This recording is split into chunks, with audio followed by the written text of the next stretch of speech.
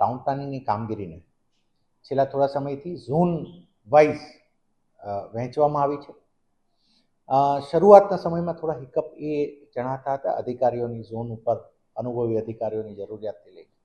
મને એ જણાવતા આનંદ થાય છે કે ટાઉન પ્લાનિંગ ઓફિસર ટીપીઓની આપણી જે ઝોનલ લેવલની જે ક્લાસ 1 ઓફિસર્સની ભરતી છે એની એક્ઝામ પણ લેવાઈ ગઈ, એના વાંધા સૂચનોના પીરિયડ પણ પૂરા થયા. Maximum by May we should be able to post them. Class 1 officers તને ઝોનમાં હવે ટાઉન પ્લાનિંગ ઓફિસર્સની નિમણૂક થઈ રહી છે. એટલે હવે મોટાભાગનું જે ઝોનલ લેવલનું છે ત્યાં એક ક્લાસ 1 ઓફિસરના સુપરવિઝનમાં એ કામગીરી બહુ સ્મૂથલી અને આરામદાયક રીતે થશે. અને એ જ રીતે સેન્ટ્રલ ઝોનમાં અમુક પ્રકારની કામગીરી અપાઈ છે. એટલે મૂળ રીતે 4 અલગ અલગ રીતે ટાઉન પ્લાનિંગ કામગીરી વહેંચાતા અને ચારે લેવલમાં ક્લાસ 1 ઓફિસર હોવાના કારણે ઘણું કામગીરીમાં વેગ મળશે. આની સાથે જે નાના મોટા હિકઅપ્સ છે એને પણ અમે સોલ્વ કરવાના પ્રયત્નો કર્યા છે.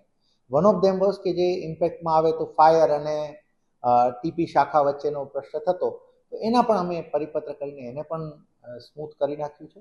અને આ રીતે ટાઉન પ્લાનિંગને લગતા જેટલા પણ પ્રશ્નો છે મને એવું લાગે છે કે આ ભરતી થકી અને પ્લસ થોડું ઇન્ટરનલ કોઓર્ડિનેશન વધારવાથી ઘણા સોલ્વ થઈ શકશે. Thank you.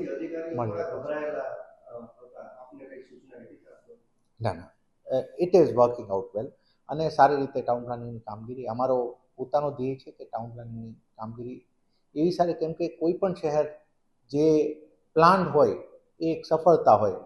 પેલી કહેવત છે ને કે you plan fail to plan and you plan to fail.